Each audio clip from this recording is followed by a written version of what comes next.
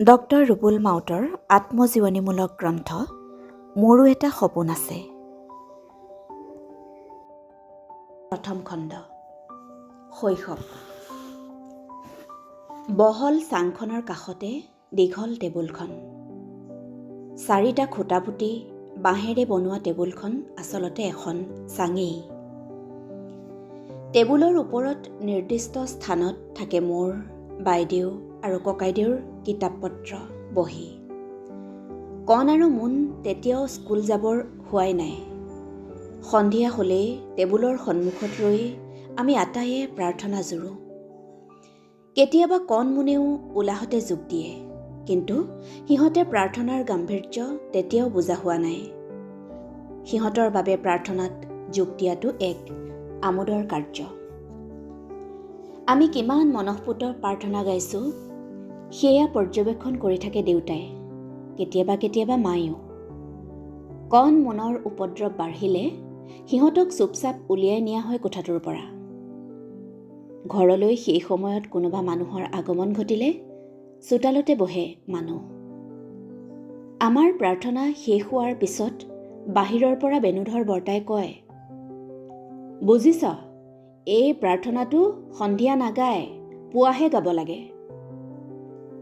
কোন সময়ত কি প্ৰাৰ্থনা গাব লাগে সেই সন্দৰ্ভত সাধাৰণতে দেউতাই সিদ্ধান্ত লয়। কাৰণ দেউতা গাঁৱৰ পাঠেকি, গাঁৱৰ সমাজত দেউতাই কীৰ্তন পঢ়ে।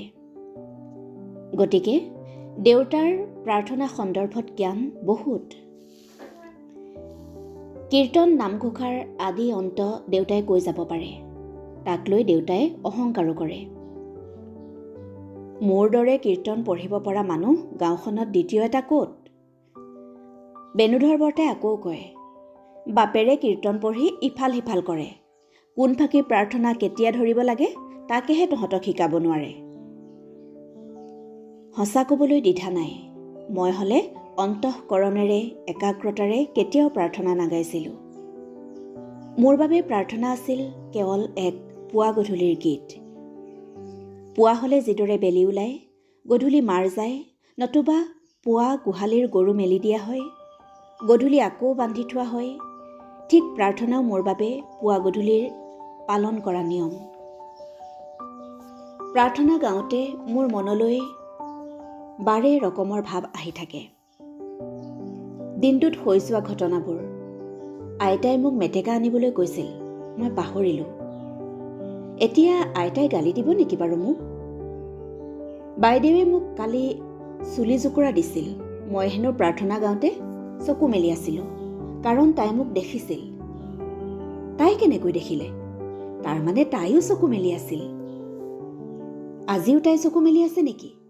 মই প্ৰাৰ্থনা গাই থাকোঁতে এবাৰ চকু মেলি তাইৰ ফালে চাওঁ, নাই, তাই এতিয়া চকু মেলা নাই। দেউতা ঘৰত নাছিল, এতিয়া আহিছে চাগে, বাহিৰত মাত শুনিছোঁ।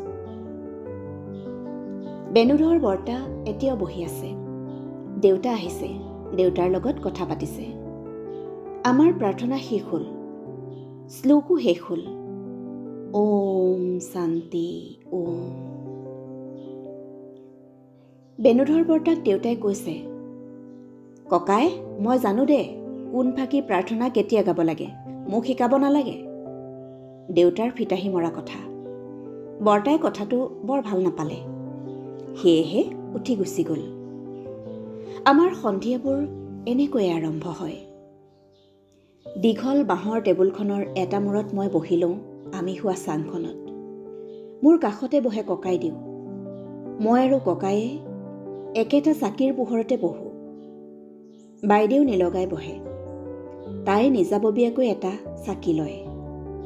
আমি যিমান জোৰেৰে পাৰি সিমান জোৰেৰে চিঞৰি পঢ়োঁ। কেতিয়াবা দেউতাই ভুমুকি মাৰি চায়, কেতিয়াবা মায়েও। আইতা সাধাৰণতে এইটো কোঠালৈ নাহে। আহিলেও আইতাই কিতাপৰ ভু-ভা নাপায়। মায়ে বৰঘৰত ভাতৰ চৰুত ধৰেগৈ, আইতাই জুহালত বহে, দেউতাই ইফাল সিফাল কৰি থাকে। আমি যে মন পুতি পঢ়োঁ সেয়াও নহয়। বাইদেৱে হেনো লগৰ এজনীৰ পৰা বহী এখন আনিছে, আৰু বহীখন চাই চাই নিজৰ বহীত কিবা লিখি আছে। এসময়ত তাই নিজৰ কিতাপ বহীৰ মাজত কিবা এটা খুচৰিছে। এনেদৰে খুচৰি থাকোঁতে কিতাপ এখন বাগৰি আহি চাকিত পৰিলহি। চাকি নুমাল, ভাগ্যে তেল নপৰিল। তাই আমাৰ কাষলৈ আহি চাকিটো আকৌ জ্বলালে। জ্বলাবলৈ আহোঁতে তাই দেখিলে যে ককাইদেৱে কাঠ পেঞ্চিলেৰে বহীত লিখি আছে। বাইদেৱে সুধিলে, কলম কি কৰিলি? কলম নাই, কলম হেৰাল। হেৰাল? যোৱা সপ্তাহতহে কিনিছিলি, কেনেকৈ হেৰুৱালি? নাজানো, স্কুলৰ পৰা আহোঁতেই বাটত ক'ৰবাত পৰিল। তোৰ উৎপাত বাঢ়িছে, মাক কম। আচলতে আজি ককাইদেউ স্কুলৰ পৰা আহোঁতে বাটত তাক ল'ৰাকেইটামানে জোকাইছিল, তোৰ বায়েৰক দিবি মোলৈ। তাৰ ভীষণ খং উঠিছিল। সি পিছে পিছে খেদি গৈছিল। এইদৰে দৌৰি যাওঁতেই ক'ত কলম পৰি থাকি আহিল সি গমকে নাপায়। হ'লেও সিটো নিজৰ খাতিৰত কলম হেৰুওৱা নাই, সি বাইদেউৰ খাতিৰতে কলম হেৰুৱালে। অথচ এতিয়া তাই কৈছে মাক কম। কেতিয়াবা দেউতাই আহি ভুমুকি মাৰি চায়, কেতিয়াবা মায়েও চায়। মায়ে কাঢ়া মাতেৰে কয়, তহঁতে পঢ়িছনে নে নিহপালি দি শুইছ? মা আকৌ বৰঘৰলৈ গুচি যায়। অলপ পাছত ভাত খাবৰ হয়। মায়ে আহি মাতেহি, ল'ৰাহঁত ভাত খাবি আহ, টোপনিয়াই থাকিব নালাগে। আমি কিতাপ বহি জপাই হাতত চাকি লৈ সুৰ সুৰকৈ ভাত খোৱা ঘৰলৈ দৌৰোঁ। ভাত খোৱা কোঠাত আমি জুহালৰ কোঠা বুলিছিলোঁ। জুহালৰ একাষে দেউতা বহি থাকে পীৰা এখনত, অন্য কাষত আইতা বহি থাকে ধৰা এখনত। মা বা সৰু পেহীয়ে খেৰৰ সোপা এটাৰে জুহালৰ মজিয়াখন সাৰে। পিতলৰ ঘটিত পানী এচলুৰে আইতা দেউতাই ভাত খাব লগা ঠাইখিনি মচি দিয়ে। তাৰ পাছত চাৰিওফালে পীৰা পাৰি দিয়ে। মায়ে কাঁহীত বঢ়া ভাত আগবঢ়াই দিয়ে। আমি আটাইয়ে খাওঁ। খাবৰ পৰত দেউতাই নীতি শিক্ষা দিয়ে। খোৱাৰো নিয়ম থাকে, খোৱাৰ সময়ত কথা ক'ব নাপায়। ইমান খৰকৈ খোৱাটো বেয়া অভ্যাস। আইতাই কয়, ধীৰে সুস্থিৰে খাচোন, গোটেই ৰাতিটো আছে। ৰাতিটো? ক'ত ৰাতিটো আছে? আমাৰ টোপনি ধৰা নাই। কেতিয়াবা মোৰ খোৱাৰ তলিতে টোপনি ধৰে। দেউতাই জোৰেৰে ঐ বুলি চিঞৰি দিলে মোৰ টোপনি ভাগে। দেউতাই তেলেকাকৈ চায়। মায়ে পৰিস্থিতিটো পাতলাবলৈ কয়, দিনটো দৌৰি ফুৰ, সেয়েহে টোপনি ধৰিছে। তাৰ পাছত আমাৰ ফালে লক্ষ্য কৰি কয়, বেগাই খা আৰু শুগৈ যা। শুমগৈ? ক'ত শুম আজি? তেতিয়া আমাৰ ককাই ভাইৰ মাজত হোৱা যুঁজখনৰ ভিতৰত শোৱাৰ যুদ্ধখনেই আটাইতকৈ স্মৰণীয় আছিল।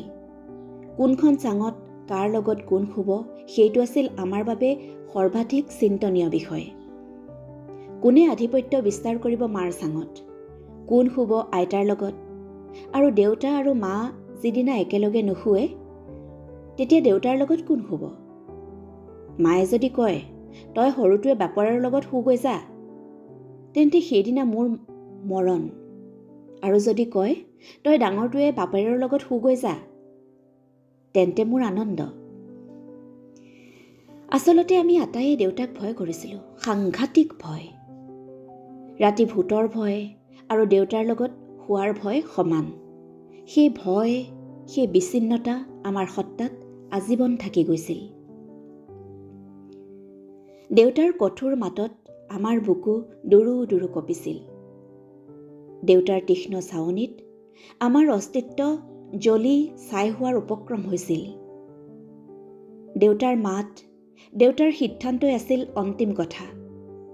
তাত আমি মাত মতাৰ সাহ নাছিল।